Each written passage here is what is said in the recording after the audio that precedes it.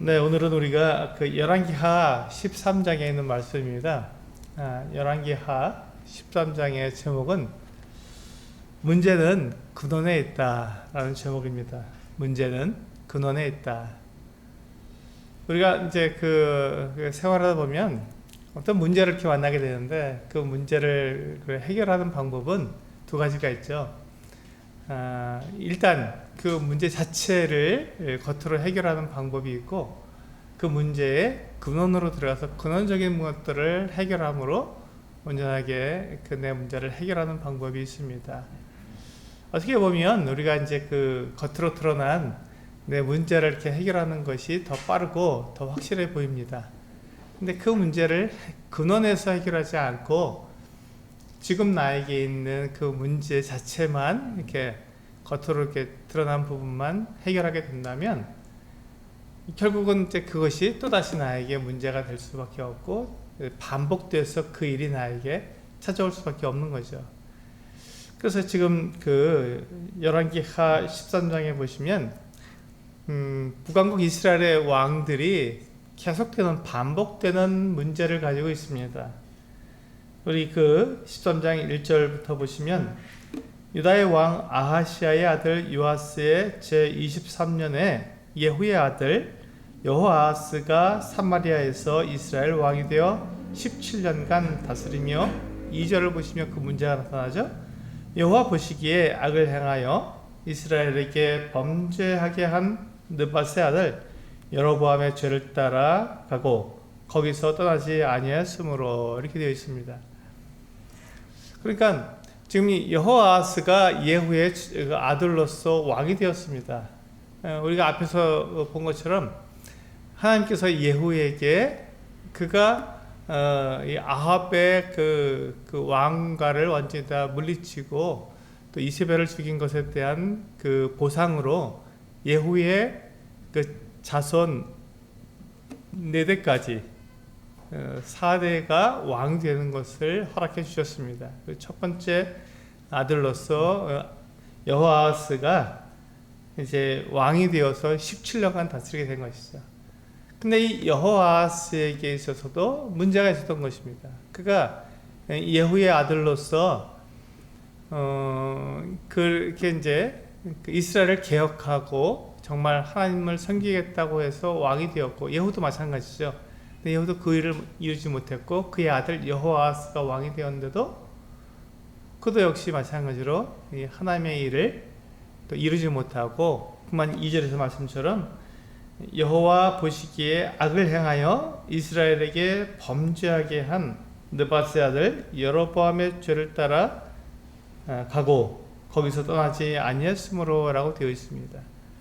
그러니까 이스라엘 왕들이 계속해서 그 하나님을 떠나게 되는, 이스라엘의 모든 왕이 다 하나님을 떠나게 되는 그것은 악을 행했는데, 그 이유가 뭐냐면 바로 이 똑같은 말씀이죠. 느밧의 아들 여로보암의 죄를 따라 간 것입니다. 느밧의 아들 여로보암의 죄를 따라 간 것, 이것이 무엇이죠? 느밧의 아들 여로보암이 어떤 죄를 지었습니까? 하나님을 배반해서 그가 하나님 대신 이 그 북왕국 이스라엘 그 백성들이 남쪽 유다에 있는 그 예루살렘에 가서 절기를 지키고 하나님께 제사하지 못하도록 해서 저 북쪽의 단과 남쪽의 베델에다가 금송아지 상을 만들어 놓고, 또 이 그 유다죠, 유다의 그 절기와 비슷한 날짜들을 그 절기로 삼아서 이것이 진짜 우리가 지켜야 할 그 절기고, 이 단과 베델에 있는 금송아지가 진짜 하나님이다, 여호와 하나님이다, 이렇게 이야기하며 대신할, 하나님을 대신할 신을 만들어준 것입니다. 절기도 만들어주고요. 이것이 이 느밧의 아들 여로보암의 죄입니다. 근데 이걸 따라간다고요? 이렇게 말이 되나요? 이렇게 얘기하는데 그렇지 않아요. 지금 이제 이것을 싫어하는 사람들은 이미 처음에 이 여로보암이 왕이 되었을 때, 그때 이미 다 유다로 내려갔습니다. 그 말도 안 되지 하는 사람들은 유다로 내려가 버렸고, 그래서 그들이 유다 족속의 일부가 되어 버렸고, 나머지 사람들, 지금 그 이스라엘에 남아 있는 사람들, 자기의 그 재산과 자기의 그 조상들이 물려준 그 땅과 그 유업을 그대로 이어가려고 하는 사람들. 사실 남한국 유다로 가면 자기 땅이 없기 때문에 굉장히 이제 궁핍하게 살 수밖에 없죠. 그러다가 이제 대를 이어서 가다가 어떻게 해서 땅을 얻게 되면 이제 그걸 가지고 이렇게 살아가게 될 텐데, 그래도 자기 조상들이 준 땅을 버리고 가는 것보다는 낫겠다 해서 남은 사람들이 지금 북왕국 이스라엘에 있는 사람들입니다. 그러니까 그들은 남왕국으로 갈 수가 없는 거예요. 자기들이 지금 편안하게 지내기 위해서, 또 부유하게 지내기 위해서 이 북왕국 이스라엘 여로보암 첫 초대 왕의 그 죄를 따라간 것이죠. 근데 그것이 지금 시간이 많이 흘렀기 때문에 이 북왕국 이스라엘 그 백성들의 마음속에 자연스럽게 지금 이 여로보암이 만들어준 이 그 금송아지 신상들과 이 가짜 이 절기들이 자기들에게 진짜가 되어버린 것이죠. 초등 때부터 이렇게 선교 왔으니까 그게 진짜가 된 거예요. 그래서 그것이 진짜라고 믿고 있고 그렇게 해야 된다고 믿고 있는 사람들이죠. 근데 이 그 이스라엘의 왕 된 사람들은 뭘 갖고 있었습니까? 예, 이 그 율법서를 가지고 있었어요. 그들은 그것을 읽고 있었습니다. 그래서 이 율법서를 읽으면서 당연히 그들은 하나님을 어떻게 섬겨야 하는 것을 알고 있었죠. 그래서 하나님께로 나아올 수도 있었지만, 만약에 그 북왕국 이스라엘의 왕들이 그래 이제 지금부터는 다 우리가 만든 거 이거 단과 베델에 있는 금송아지 신상들은 다 가짜야, 이걸 버리고 우리 절기도 버리고 유다가 있는 예루살렘에 가서 예배를 드리자, 그 절기를 지키자 라고 말하면 이 북왕국 이 존재 자체가 사라지기 때문에 그들이 그걸 두려워한 것이죠. 그래서 예후도 완전히 개혁적인 인물이었고, 그래서 하나님을 따르지 않는 왕을 제거해버리고 아합 왕조들을 제거해버리고 자기가 이제 완전히 하나님을 섬기는 나라를 세우겠다고 했는데, 막상 왕이 되니까 그걸 못하는 거예요. 아, 이게 이런 어려움이 있구나 해갖고 그걸 못하는 거죠. 그 아들 여호아하스가 왕이 되었는데도 그도 역시 못하는 거예요. 그래서 하나님께서 이 북왕국 이스라엘을 계속해서 그 아람 나라에 붙여버리십니다. 그래서 아람 나라의 왕인 이 그 하사엘이 계속 이 북왕국을 괴롭히죠. 그리고 그 하사엘의 아들 베나답도 역시 마찬가지로 이 북왕국 이스라엘을 굉장히 괴롭힙니다. 그러다 보니까 이 4절에 보시면 이 여호아하스, 이 예후의 첫 번째 아들인 예후의 아들인 이 여호아하스가 하나님께 간구를 하게 됩니다. 4절 보시겠습니다. 아람 왕이 이스라엘을 학대함으로, 자, 아람의 그 하사엘이 이스라엘을 학대했습니다. 그러니까 괴로운 거예요. 그래서 여호아하스가 여호와께 간구하며, 원래 여호아하스는 누구에게 간구해야 되죠? 바알과 아세라에게 간구해야 됩니다. 그게 진짜 신이라고 가르쳐 줬으니까요. 그런데 그가 가지고 있는 율법서와 그가 가지고 있는 이 온전한 믿음에는 여호와를 섬겨야 한다는 것을 알고 있었기 때문에, 결국 그가 가장 큰 문제가 되었을 때, 아람 왕에게 의해서 많은 고통을 당했을 때 그가 어떻게 합니까? 아람 왕이 이스라엘을 학대함으로 여호아하스가 여호와께 간구하며 여호와께서 들으셨으니 이는 그들이 학대받음을 보셨습니다. 그래서 5절에 보시면 여호와께서 이에 구원자를 이스라엘에 주심에 이스라엘 자손이 아람 사람의 손에서 벗어나 전과 같이 자기 장막에 거하였으나, 이거 보시면 이 여호아하스가 하나님께 간구했을 때 하나님께서 그 간구하는 소리를 들으셨다는 거죠. 이게 참 놀라운 것입니다.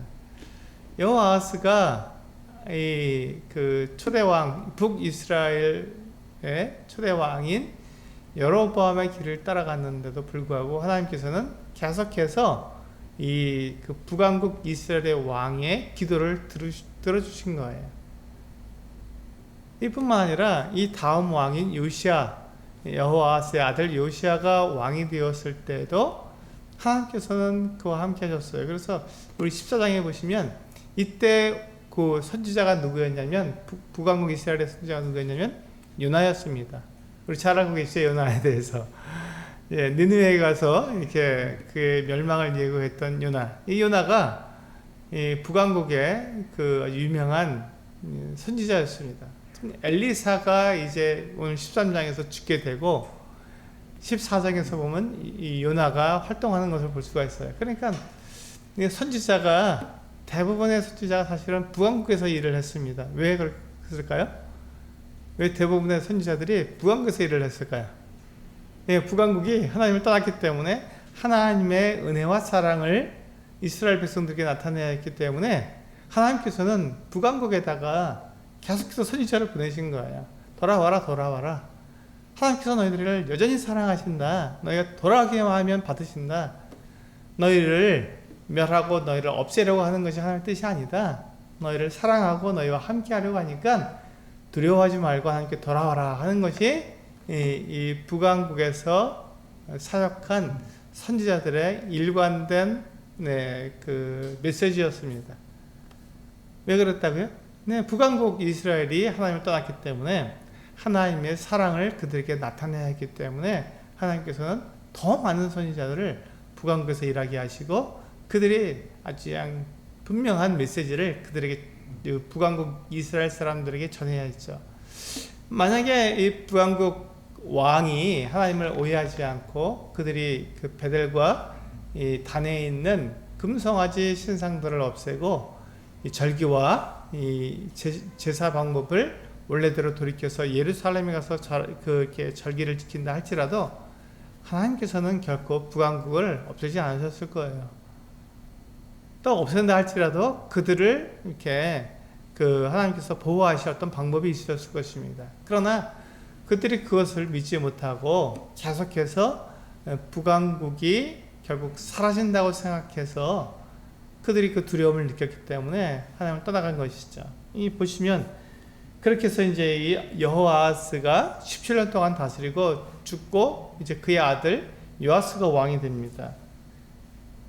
그게 이제 10절에서 나타나죠. 10절에 보시면 유다의 왕 요아스의 제37년에 여호아하스의 아들 요아스가 사마리아에서 이스라엘 왕이 되어 16년간 다스림이에요. 여기 보시면 지금 이름이 똑같아요. 남왕국의 요아스와 또 북왕국의 요아스가 이름이 같습니다. 근데 통치한 기간이 겹치는 것은 몇 년 안 되지만 그러나 이름이 같기 때문에 우리가 많이 헷갈리는데 네, 그래서 이 부분을 이제 정확하게 이 열왕기 하에서 그것을 가르쳐 주죠. 북왕국 이스라엘은 사마리아에서 왕이 됐다 그러고 남왕국 유다의 왕들은 예루살렘에서 왕이 됐다고 해서 그것을 구분해 줍니다. 근데 묘하게도 이름이 같은 이름들이 여러 번 나오고 비슷한 시기에 왕이 되었기 때문에 그러니까 그 혼동될 수가 있습니다. 근데 지금 여기서부터 보시면 이 여호아스의 아들 요아스가 북왕국 왕이에요. 북왕국 왕이 여호아스의 아들 요아스가 왕이 되었는데 마침 그때 남쪽 유다의 왕도 요아스였습니다. 이름이 같죠. 근데 그 요아스가 이스라엘 왕 요아스가 사마리아에서 왕이 되었는데 몇 년 동안 다스렸습니까? 16년 동안 다스렸습니다. 이게 두 번째 예후의 두 번째 그 왕조입니다. 이제 예후, 그다음에 여호아스, 그다음에 요아스가 왕이 되었습니다. 하나님께서 4번 허락하신다고 했으니 앞으로 2번 더 남았죠.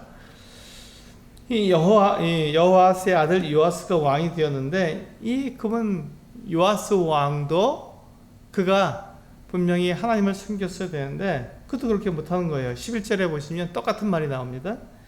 여호와께서 보시기에 악을 행하여 이스라엘에게 범죄하게 한 느밧의 아들 여로보암의 모든 죄에서 떠나지 아니하고 그 가운데 행하였더라. 그래서 이 요아스는 16년 동안 다스리고 죽게 됩니다. 그 이야기가 바로 나오죠. 13절에 바로 나오고 이제 14절부터는 요아스가 살아있는 동안에 그 요아스와 함께했던 이 엘리사 선지자가 죽게 됩니다. 사실 엘리사 선지자가 그 전에 했던 이적과 지금 하는 그 마지막 그가 죽기 직전에 했던 이 이적 사이는 약 50년이라는 긴 시간의 차이가 있습니다. 그럼 이 50년 동안 엘리사가 아무 일도 안 했을까요? 그렇지 않았을 거예요. 많은 일들을 했을 것입니다. 그런데 그것이 이스라엘 왕들에게 큰 영향을 미치지 못했기 때문에 여긴 지금 열왕기 상하, 열왕기서기 때문에 왕들에 대해서 이야기를 하기 때문에 엘리사에 대해서 말을 하지 않은 거죠. 할 필요가 없기 때문에 그가 엘리사의 이런 이적들이 그 왕들에게 큰 영향을 미치지 못하기 때문에 그것을 기록하지 않은 것뿐입니다. 이제 엘리사가 이제 50년 만에 나타나서 그가 이제 이렇게 마지막 그 이적을 행하게 됩니다. 여기서도 보시면 요시야가 왕이 되었을 때인데 요시야가 하나님을 섬길 수 있도록 많은 일들을 하나님께서 그에게 보여주신 거죠. 지금 그 엘리사 선지자가 그에게 있었고 또한 누가 있었다고요? 요나 선지자가 있었습니다.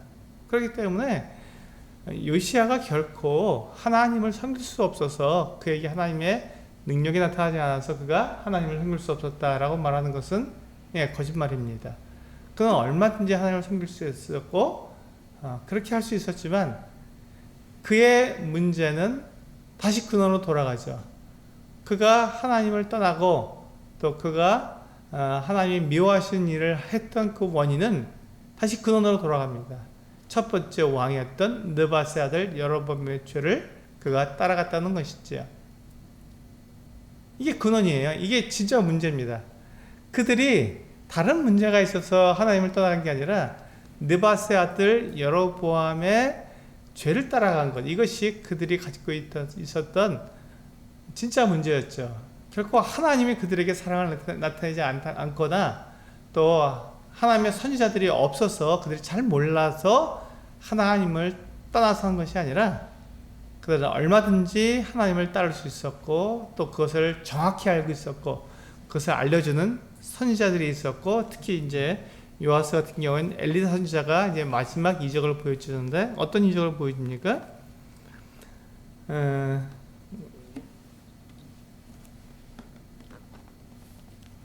네, 17절에 보시면 이르되 동쪽 창을 여소서 하여 곧 열매 엘리사가 이르되 쏘소서 하는지라 곧 엘리사가 이르되 이는 여호와를 위한 구원의 화살 곧 아람에 대한 구원의 화살이니 왕이 아람 사람을 멸절하도록 아벡에서 치리이다 하니라. 여기 보시면 이 요아스 왕이 아람을 멸절하도록 치는 이 정말 놀라운 일이거든요. 지금 남북 왕국 전체를 따져도 아람에 비하면 작은 나라였는데 특히 이제 남한과 그 북왕국이 분열된 상황에서 북왕국 이스라엘은 굉장히 작은 나라죠. 그런데 큰 나라 아람의 군대를 멸절하도록 치는 것은 뭐 엄청난 일이었습니다. 근데 그 일이 가능하다는 거. 아벡에서 북왕국 이스라엘의 군대가 요시야의 군대가 아람 왕의 군대를 멸절하도록 칠 수 있도록 그렇게 은혜를 베풀어 준 거예요. 엘리사가 그와 같은 은혜를 주었습니다. 그러니까 이것을 경험했을 때 요아스 왕이 어떻게 생각해야 한다고요? 아, 정말 하나님이 살아계시구나. 하나님께서는 나에게 이 큰 일을 이루시니 내가 정말 하나님을 따라가야겠구나. 하나님을 섬겨야겠구나. 이렇게 생각했어야 되는데 요아스는 그렇게 하지 못하고 여전히 느바세 아들 여로보암의 죄를 따라가면서 하나님을 떠나가게 된 것이죠. 그것이 이 요아스의 문제였습니다. 그 문제는 근원으로 돌아가야 하는 것이죠. 요아스가 잘못했으니 요아스의 죄를 온전히 해야 돼라고 말하는 것이 아니라 느바세 아들 여로보암이 왜 그렇게 했는가를 정확히 알아야 했는데 그가 하나님을 온전한 마음 또 믿는 마음으로 순종하는 마음 따르지 못했다는 것이 여기서 드러나게 되는 것이죠. 그 다음에 18절에 보시면 또 이르되 화살들을 집으소서 곧 집음에 엘리사가 또 이스라엘 왕에게 이르되 땅을 치소서 하는지라 이에 세 번 치고 그친지라. 하나님의 사람이 노하여 이르되 왕이 대여섯 번을 칠 것이니이다. 그리하였더라면 왕이 아람을 진멸하기 쳤으리이다. 그런즉 이제는 왕이 아람을 3번만 치리이다 하니라. 지금 이 요아스 왕은 하나님을 믿는다고 말을 했고 하나님을 섬긴다고 말을 하고 또 이 엘리사 선지자가 죽을 때가 됐으니 내 아버지여 이스라엘의 병거와 마병이여 하면서 찾아왔지만 사실 그의 마음에는 그것이 큰 그가 이렇게 뭐랄까요? 이렇게 엘리사에 대해서 그가 예의를 갖춘 것 뿐이지, 진짜로 하나님을 믿었는가 하는 것은 의심할 수밖에 없다는 것입니다. 왜냐하면 여기서 나타나거든요. 3번만 치고 그만뒀다는 것이에요. 요아스 왕이 그것을 모르고 친 것이 아닐 것입니다. 근데 그냥 적당히 3번만 친 거죠. 근데 이 엘리사 선지자가 말할 때, 아니다. 왜 3번만 치느냐? 5번은 쳤어야 되는 것이다. 그래야 아람을 이겼을 텐데 이건 왕의 믿음이다 라고 말하고 있는 것이죠. 왕이 3번밖에 못 이기는, 즉 하나님을 의지하지 않고 그저 요식행위로 하나님을 믿고 있는 것이니 결국 3번만 아람에서 이기고 결국 아람에게 당할 것이다 라고 이렇게 이야기하고 있는 것입니다. 그러니까 이 요아스 왕의 그 믿음을 우리는 여기서 분명히 알 수가 있죠. 그래서 지금 이 엘리사 선지자가 이 요아스 왕에게, 북왕국 이스라엘의 왕 요아스 왕에게 정확히 말하고 있는 거예요. 왕이 지금 무슨 문제가 있는지를 정확히 말해주고 있는 겁니다. 그래서 그걸 들었을 때 요아스 왕이 그가 알았어야죠. 자기의 믿음의 부족함과 자기 문제의 근원에 있다는 것을, 자기가 느밧의 아들 여로보암의 그 죄를 따라가고 있다는 것을 알았어야 합니다. 그걸 인정했어야 되는데 그렇지 않은 것이죠. 그러고는 그냥 그가 말아버린 거예요. 그래서 엘리사 선지자는 죽게 되었고, 그는 이제 자기 마음대로 자기 뜻대로 하나님을 떠나서 살 수 있게 된 것이죠. 그래서 그가 16년 동안 이스라엘을 다스렸지만 그가 하나님을 위해서 한 일이 없는 거죠. 그래서 그가 하나님을 떠났고 느밧의 아들 여로보암의 죄를 따라갔다고 말씀하고 있습니다. 이제 맨 마지막에 우리 25절에 보시면 여호아스의 아들 요아스가 하사엘의 아들 베나닷의 손에서 성읍을 다시 빼앗으니 이 성읍들은 자기 붙인 여호아스가 전쟁 중에 빼앗겼던 것이라. 그런데 이렇게 베나닷의 손에서 성읍을 다시 되찾을 만큼 강성했죠. 그런데 요아스가 베나닷을 3번 쳐서 무찌르고 이스라엘 성읍들을 회복하였더라. 3번만 한 거예요. 그리고 그 이후에는 아람 왕에게 당할 수밖에 없는 것이죠. 이것이 요아스의 믿음이었습니다. 우리가 여기에서 볼 수 있는 것은 우리의 믿음은 분명하게 우리의 근원에서부터 시작한다는 것이죠. 그래서 우리에게 문제가 있다면 그 문제 자체에 우리가 몰두하는 것이 아니라 왜 그런 문제가 나에게 있는가 하는 것을 우리가 살펴보고 그 근원으로 돌아가야 합니다. 나에게 어떤 문제가 있다는 것을 알게 된다면 그럼 그 문제를 해결하기 위해서 우리가 애쓰는 것이 아니라 그 문제가 어디에서 왔는지를 살펴봐야 한다는 것이죠. 그래야 그것을 온전하게 고칠 수가 있습니다. 우리 마태복음 8장에 보시면 이와 같은 부분들을 우리가 생각해 볼 수 있는 사건들이 나옵니다. 마태복음 8장에 보시면 5명의 사람들이 나오는데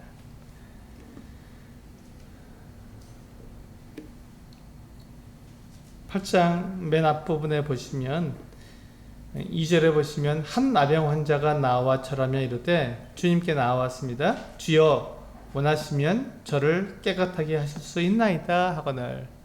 나병 환자가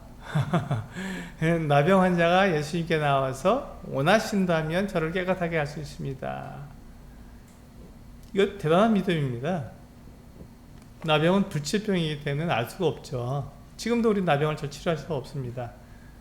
그런데 그 당시에 아무런 치료 의술을 가지고 있지 않은 예수님께 나와서 당신이 원하시면 당신이 원하시면 나를 깨끗하게 하실 수 있습니다 라고 고백하고 있습니다. 어떻게 되었습니까? 정말로 이 나병 환자가 예수님에 의해서 깨끗하게 되었습니다. 그게 믿음을 나타내주고 있는 것이죠.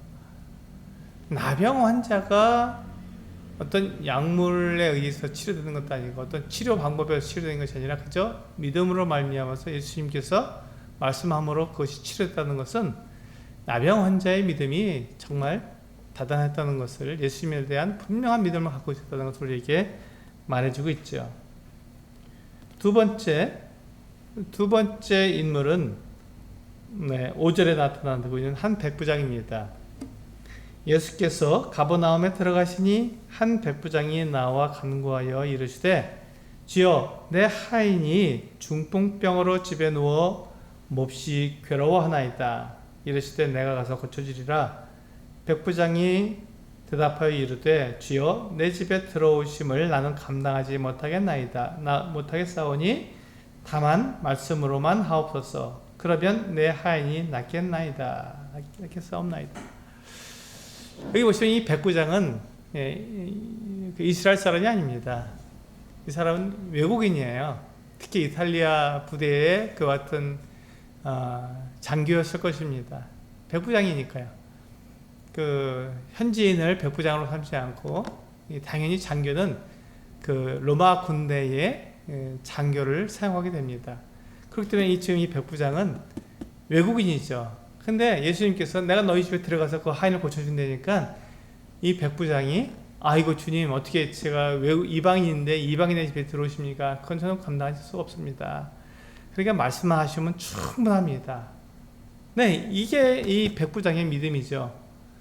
나도 남의 수하에 있는 사람이라 그 내 위에 있는 사람이 이리로 가라. 그럼 나도 그 말을 듣고 이리로 가고 저리 가라. 그럼 저리 가는 것이 제가 하는 일입니다. 마찬가지로 제 종도 제가 이렇게 시키면 시킨 대로 합니다. 그러니 내가 당신을 내 주인이라고 불렀으니 당신께서 말씀하시면 내 종이 그대로 될 것입니다. 그러니까 나으라. 그러면 나야죠. 종이니까 안 낳고 못 beg입니다 하고 그런 믿음을 가진 거예요. 그런데 우리가 다른 말씀에서도 볼 수 있지 않습니까? 회당장 야이로가 자기 딸을 고쳐주게 될 때, 죽었다고 했을 때 예수님께서 그 집에 간다 할 때 얼른 오라고 그랬어요. 얼른 와서 내 집에 들어와서 내 딸을 고쳐달라고. 그냥 말씀하시라고 하지 않고 내 집에 빨리 오시라고 했습니다. 이게 믿음이 차이가 나죠.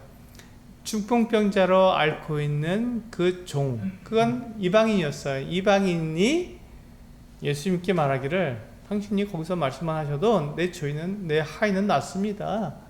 말씀하십시오 라고 말했던 것이죠. 그래서 이런 믿음은 주님께서, 내가 이런 믿음은 유대인들 중에, 이스라엘 사람 백성들 중에서 내가 보지 못했다 하고는 그 종을 그 자리에서 낫게 해주십니다. 말씀 한마디로 그냥 나가라 하니까 낫게 되는 것입니다. 이게 그 백부장의 믿음이죠. 이게 그 백부장의 믿음입니다. 이 믿음이 어디서 나온 거죠? 그분에 가 있습니다. 예수님에 대한 온전한 믿음에 가 있죠. 어떤 겉으로 드러난 어떤 것에 아니라 그 믿음의 그 근원적으로 봤을 때 예수님이 어떤 분이라는 것을 정확히 알았기 때문에 이 백부장은 그 앞에 나온 그 나병 환자처럼 예수님께 모든 것을 다 요구하고 또 요청할 수 있었던 것이죠.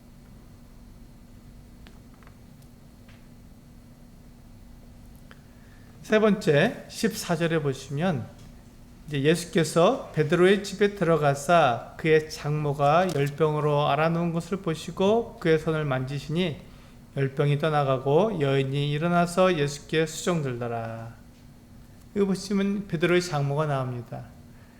베드로나 예수님이나 나이가 비슷했을 것으로 생각이 됩니다. 다 청년기였고 한 30세쯤 된 나이였기 때문에 이 베드로가 결혼해서 장모가 있습니다. 근데 장모가 열병으로 앓아누운 거예요. 그러니까 예수님께서 자기 어머니 같은 이 장모에게 가서 장모를 고쳐줍니다. 근데 이 장모가 벌떡 일어나서 바로 예수님의 이렇게 먹고 마실 수 있도록 수종을 두는 것이죠. 여기 보세요. 이렇게 예수님을 믿은 사람들은 이게 그 치료되는 것이 뭐 이렇게 한순간 이루어지는 거예요. 뭐 오래 걸리지 않습니다. 약물 치료를 해야 되고 어떤 뭐 이렇게 천천히 낫는 그런 것이 아니라 바로 치료가 되었습니다. 왜요? 예수님께서 모든 것의 주인이시기 때문에 그렇습니다. 그래서 예수님께서 어떤 분인지를 알고 그분께 우리가 자신을 맡기고 그분의 온전한 믿음, 근원적인 믿음을 가지고 있을 때 그의 믿음이 온전해지는 것이죠. 그런데 이제 뒤에 두 사람이 더 나옵니다.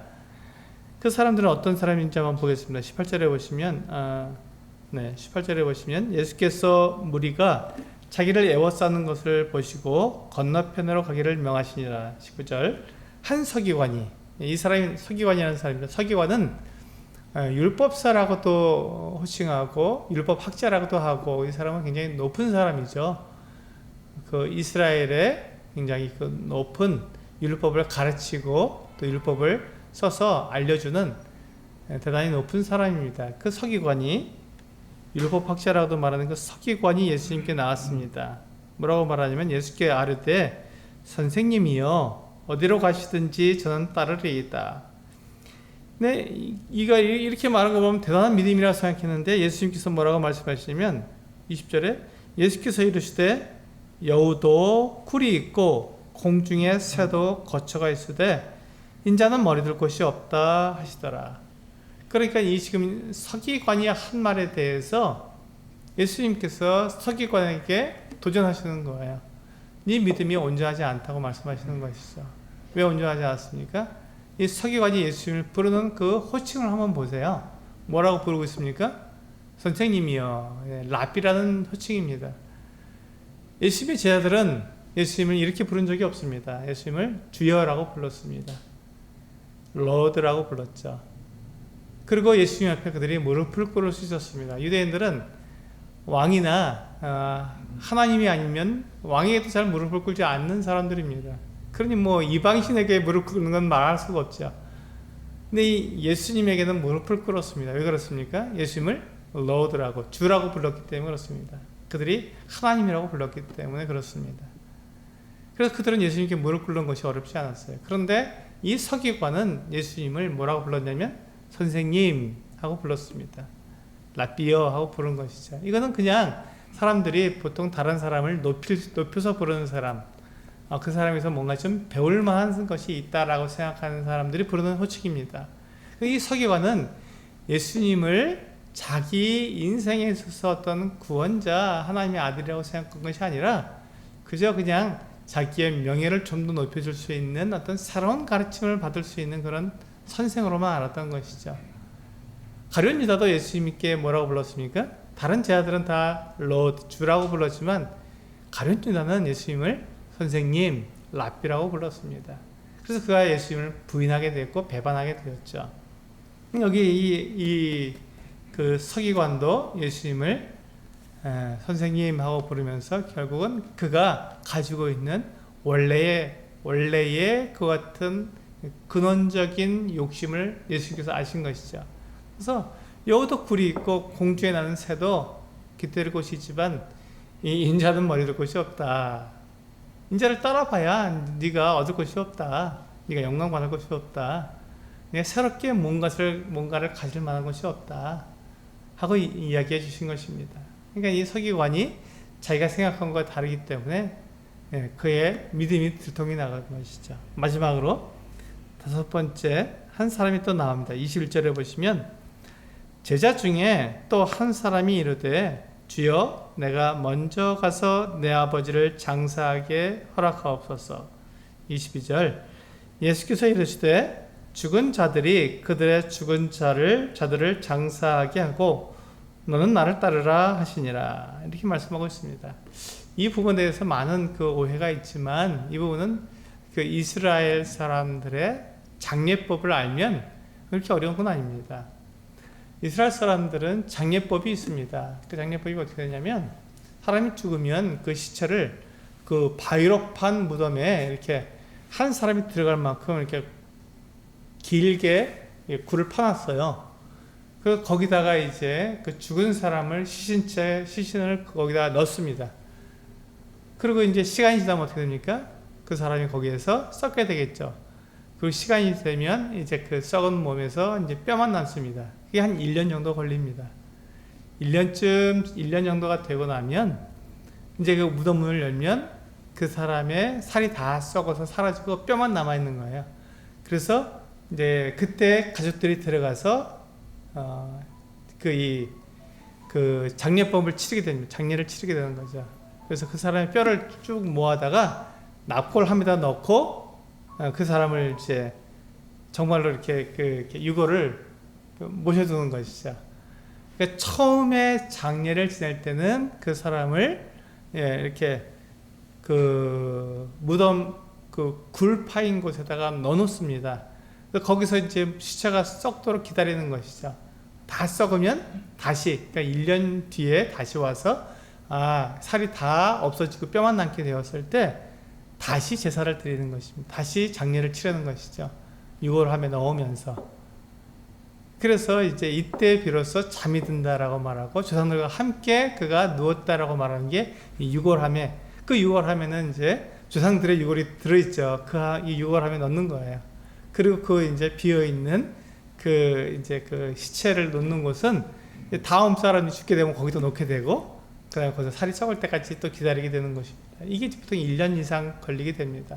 지금 이 사람, 제자 중에 또 한 사람이 이르되 주여 내가 먼저 가서 내 아버지를 장사하게 허락하옵소서 할 때 쓰니 장사라는 낱말이 바로 이 두 번째 장사를 말한 것입니다. 그러니까 1년 정도가 필요한 거죠. 이 사람이 첫 번째 장례를 치른 것에 대해서는 예수님께서 뭐라 하지 않으셨습니다. 그것에 대해서는 당연히 치러야 될 일이기 때문에, 그리고 그것은 뭐 일주일 정도만 끝나는 일이기 때문에 예수님께서 그것을 뭐라 하지 않으셨어요. 그런데 이 사람이 가서 그 장례를 치르고 이제 1년 정도가 더 필요한 거예요. 그 아버지의 시체가 그 무덤에서 다 썩어서 유골을 정리해서 유골함에 넣을 때까지 1년이 넘게 필요했던 것이죠. 근데 그 사람이 1년이 넘도록 그 일을 하겠다고 예수님께 구한 거예요. 제자인데. 예수님께서 뭐라고 대답하십니까? 예수께서 이르시되 죽은 자들이 그들의 죽은 자들을 장사하게 하고 너는 나를 따르라. 이미 너는 아버지를 장사 지내지 않느냐? 그게 나를 따라도 된다. 그것은 다른 사람에도 아무 문제 없다. 네가 꼭 하지 않아도 된다. 라고 말씀하신 거죠. 이 사람의 문제가 뭐였습니까? 근원적인 문제죠. 예수님을 따라야 하는 이와 같은 제자였음에도 불구하고 그가 예수님을 따르기보다는 그냥 1년이나 가족들과 함께 있고 싶어 했던 그런 제자였는데도 이와 같은 모습을 보인 것이죠. 그래서 예수님께서 그의 이와 같은 믿음 없음을 분명하게 드러내 주신 것입니다. 앞에 나온 세 사람과 뒤에 나온 두 사람의 이와 같은 문제가 정확한 거예요. 앞에 나온 사람들은 분명하게 예수님이 어떠한 분이신지 그들은 더 이상 묻지 않아도 그들이 행할 수 있는 근원적인 그 같은 믿음을 가지고 있었습니다. 뒤에 나온 두 사람은 그들이 예수님을 따라갈 만한 그 같은 사람들이었지만 그럼에도 불구하고 그들은 예수님을 따르지 않았습니다. 그 이유가 그들의 근원적인 문제에 있다는 것이죠.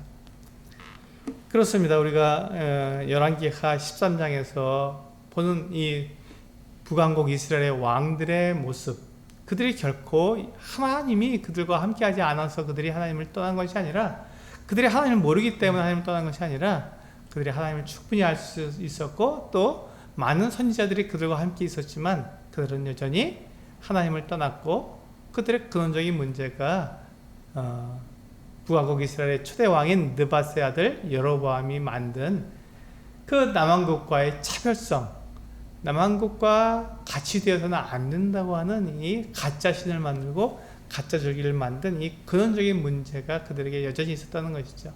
사실 그 문제의 더 근본적인 문제는 하나님을 신뢰하지 않은 것입니다. 하나님을 믿지 않은 것이죠. 하나님께서 그들에게 왕권을 주셨음에도 불구하고 그것을 믿지 못하고, 하나님을 믿지 못하고 자기들의 방법으로 그 가짜 신, 가짜 절기를 만든 것이 그들의 진짜 문제였습니다. 이와 같이 우리들의 삶 속에서도 우리들의 여러 가지 문제가 있을 수 있습니다.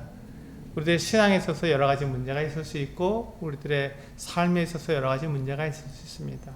근데 그 문제만 바라보면 그 해결이 안 되는 것이죠. 그 문제는 이유가 있으니까요. 딱딱한 사정이 있는 것이고, 또 또 그것을 그렇게 할 만한 그 이유가 있는 것이에요. 그렇기 때문에 그 문제를 해결하기에는 너무 어렵습니다. 그렇지만 우리가 그 문제를 근원으로 돌아서 보게 된다면, 아하, 이 문제의 근원적인 문제는 바로 여기에 있구나 하는 것을 알게 되었을 때, 그때 비로소 우리는 그 문제를 해결할 수 있는 것이죠. 그 근원을 치료했을 때 결국 우리에게 나타나는 그 양상도 치료가 가능하게 된다는 것입니다. 그래서 문제는 근원에 있습니다. 문제는 지금 내게 보이는 그 현상에 있는 것이 아니라 근원에 문제가 있는 것이죠. 그래서 내 근원이 무엇인지, 내 문제의 근원이 무엇인지, 내 믿음의 근원이 무엇인지 우리가 분명히 알게 될 때, 그것을 통해서 우리가 분명하게 하나님을 따르고 내 믿음을 분명하게 할 수 있는 그 같은 모습이 우리에게서 나타난다라는 것을 말씀드릴 수 있습니다. 네, 오늘 우리 열왕기하 13장 말씀을 이렇게 말씀을 드리고 마치도록 하겠습니다. 기도하겠습니다.